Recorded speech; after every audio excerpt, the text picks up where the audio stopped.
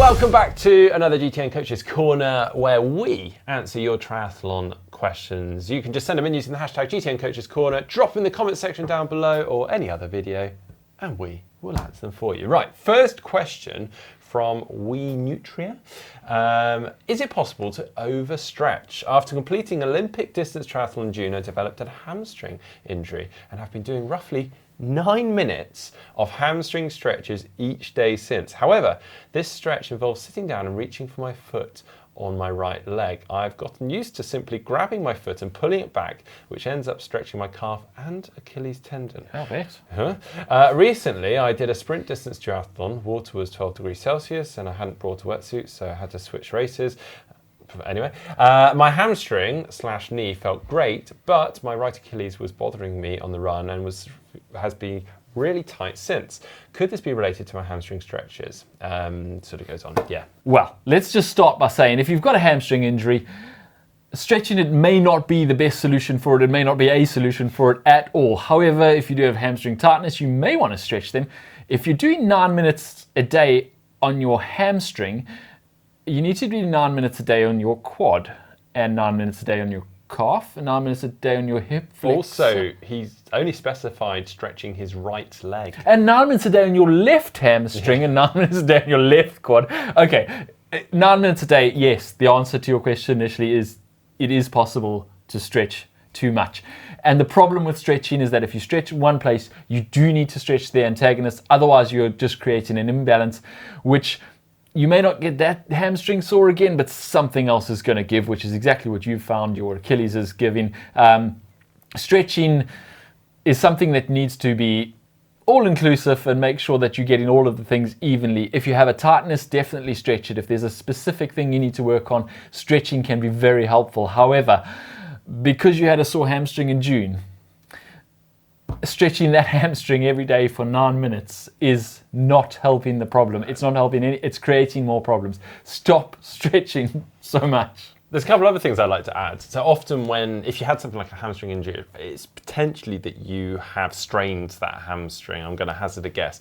The worst thing you can do in that instance is actually start stretching. You probably actually want to target the areas around that and leave that area alone. It's probably due to some tightness in the glutes, the calves, or something else that's going on. Deal with that and allow that hamstring to recover rather than hammering it by stretching. And the other thing as well is he's mentioned that he's been reaching for his foot and then kind of pulling it back. It sounds quite forceful, and I've seen a lot of people doing this. It's like, because the foot is almost in reach, they then reach that little bit further, and probably way further than they should be. You don't necessarily need to be touching your toes and pulling your foot back. I mean, I shudder to think what specific hamstring stretch he's doing and how. But yeah, just stop doing it. Let your body settle down. It's not worth it. And as far as your Achilles injury go, it may be related to all your hamstring stretching. It may also, as you say, be related to not doing a sufficient warm-up before you did that run. You do need to warm up, particularly before you run hard. Otherwise, regardless of whether you stretch or not, something's probably going to go. Okay, on to our next question. This one is from Nathaniel Young, and he says, hashtag GTN Coaches Corner. What is an alternative to banana for potassium and carbs before training and during training? I feel like vomiting anytime I try to eat a banana, and it's disgusting in smoothies gives it the same result. I know the banana is a go-to for many before a ride or a run, and I wish that could be me. Any alternatives that will give me the same results would be appreciated. Thanks as always for the videos. You don't have to eat bananas. It's not a requirement. Just leave. If they make you want to vomit, just cut them out. Don't buy them anymore. Nathaniel, no one is forcing bananas on you. It's okay. Don't worry. Okay. Again, electrolytes. Potassium is one of the electrolytes. You do kind of need all the electrolytes, though: sodium, calcium, potassium, magnesium. The best way to do this is with some electrolyte tabs. This is a very simple solution. You drop them in some water before you go training, and you've definitely got the right electrolytes there. Problem solved. As far as what you eat, pretty much anything that doesn't make you want to vomit is going to be better than bananas. But you probably want something simple, carbs, before training so that it doesn't sit in your gut. Bananas are great because they are very simple sugars, they're very simple carbs, and they don't leave much residue in your stomach. So you don't have that like feeling of something in your gut. But if you can find anything that ticks the same box. It could be something as simple as a slice of toast. You don't have to have bananas, and if you tick the electrolyte box with some electrolyte tabs, then Yeah, literally just stop buying bananas. If you don't like them, don't eat them. Right. Triathlon doesn't have to be all suffering. Maybe you should have a crisp sandwich. Then you got carbs, you got crisp with Oh, salt that's a on good it one. in there. Yeah, that is a good one. I have those Right. even when I'm not training. Right, next one from Awana.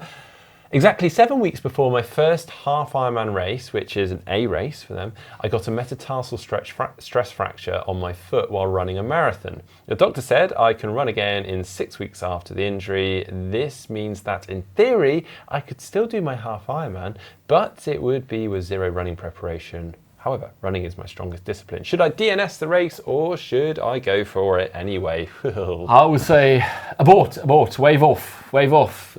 Okay, it's not so much the running that's actually the problem here, or the race timing. Your bone will be healed if you've had a metatarsal stress fracture in 6 weeks. Bones heal in 6 weeks. However, bones don't completely heal in 6 weeks. That bone where it broke will still be more brittle, more fragile than it was before it broke. You need another 6 weeks or so before it's completely healed. And once it has, then it'll be stronger than all the other bones around it. Great. But that's 12 weeks down the line. You can walk on it, and you can probably even run on it after 6 weeks. But doing a race on it is not advisable. Well, yeah, after 6 weeks, what they're implying is that you can maybe start a walk-jog program, like a rehab program, yeah. Not go and run a half Ironman or half marathon off the back of a bike. So yeah, whilst running is your strongest discipline, and I'm sure you probably get away with it and probably still run a good half marathon, it is not a good idea in the long run. Unless you want another 6 weeks of rest after that when you've hurt it again. So yeah, don't do it. It's not worth it. Just enter another one in 12 to 15 weeks. Next one, Adam Care. Hashtag GTN Coaches Score. Next year I want to increase my training intensity. However, I'm also short on time, aren't we all? My swim sessions will be on Tuesday and Thursday. Do you think it's a good idea to run in zone 2 to my swim sessions? It's a 4.5 kilometer distance to the pool. That way I can get an extra 18 kilometers a week without using any more time. Thanks. Interesting. I think there's so many ways we can answer this, and I guess that it really depends on your goals and what you're trying to accomplish. Of course, if you are so pushed on time, and actually this is the only way you get any running in or extra running in, then yeah, it kind of makes sense, but... Except the goal, as they stated first, is next year I want to increase my training intensity. And this is exactly what you can't do if you're going to run to the pool and run back. That run to the pool and run back is going to have to be a low aerobic zone. It's going to have to be zone 2 or even zone 1. Very easy, otherwise you will have no swim in you. And even so, your swim, you are going to have to temper your goals a little bit in that swim session. You'll be carrying a bit of fatigue. You won't feel as good. You won't feel as fresh. You won't be able to push as high intensity in those swim sessions. So while you'll be getting more miles in, you actually won't be increasing your intensity at all. So if your goal is to increase your training intensity, this is not the way to do it. If your goal is to increase your training miles, yeah, great. That's low aerobic zones. As I say, you're going to have to change some of the expectations from those swims. You won't feel as good in those swims. But once you are used to it, as you say, it's free training hours. You're commuting to the pool anyway. So if you can run there, great. You do actually get those extra miles in. But you will change the outcome of the session. The other option is to see if someone lives close to you and then actually get a lift there and then run back after swim. Therefore, you're getting the quality in the swim and then an easy run, sort of recovery run home. So there's lots of different ways you could spin it, I guess. Yeah. So, right, final question from Ishan Kamur. Hi guys, I'm a 16-year-old new triathlete. I have a background in swimming and started some running/track stuff when lockdown started and pools were closed. I recently completed my first triathlon on a rented mountain bike. Far from ideal, but absolutely loved it. I want to buy a bike now, but I'm unsure as to 1, what to look for when buying a bike, and 2, should I buy a TT or road bike, and 3, what price range should I look at? I plan to do a few sprint and Olympic distances, and I'm hoping to do T100 Singapore next year and 70.3 Desaru Coast the next year. Biking seems to be a very expensive sport to get into, so I'm a bit hesitant. Yeah, well, as a 16-year-old, I will say straight away, you don't need a TT bike. I'm glad you agree, because I was about to say the same and we hadn't actually checked on this. We haven't discussed this, but yeah, you don't need a TT bike. Go straight for the road bike and get really skilled at riding the road bike. That opens up all kinds of opportunities as far as actual elite racing goes, short course racing, etc. And even if it doesn't, even if that's not the way you want to go, and you are going to go straight into T100 and 70.3s next year, you can put a pair of clip-on bars on and you will be pretty close to a good setup with clip-on aero bars on that road bike. So go with the road bike.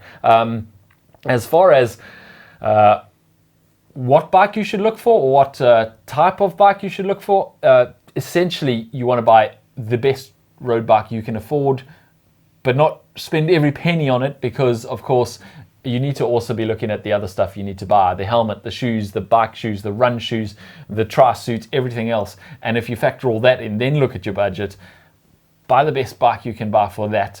And I would say almost certainly your best bet is to go on the second-hand market. If you don't know anything about bikes and too nervous to go on the second-hand market, go to your local bike shop or go to your local triathlon club and ask someone there to give you a hand buying a bike or finding the right bike for you, because you don't need a lot of knowledge to find a good bike, a good second-hand bike, but you also don't want to get railroaded and buy the wrong bike. And then the last thing I will say is make sure the bike fits you.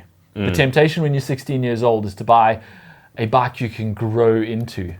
That's a mistake. Don't buy a bike that you can grow into. Buy a bike that fits you and has a bit of space to raise the saddle in the next couple of years. You'll have to upgrade your bike in a couple of years when you've done a bit more growing, when you've finished growing. Don't buy a bike for when you're an adult now and then it's way too big for you. You'll be way too uncomfortable. You'll affect your handling, everything else like that. So make sure you buy the right size bike for you as well. Yeah, and just to back that up, the step up between a road bike and a road bike with clip-on aero bars is substantial. The step from a road bike with clip-on bars to a TT bike is much smaller. So you're getting a lot of gains from just putting some clip-on aero bars onto that road bike. But also, at your age, the advantage of just having a road bike that you can have a lot of fun on and, as James says, gain some of those valuable biking skills. Well, I hope that helped you. And remember, if you guys have your own questions below this video, below any of our videos, hashtag GTNcoachescorner. We'll find that in our comment section and we could be answering your question next week. Thanks for watching, everyone. Goodbye.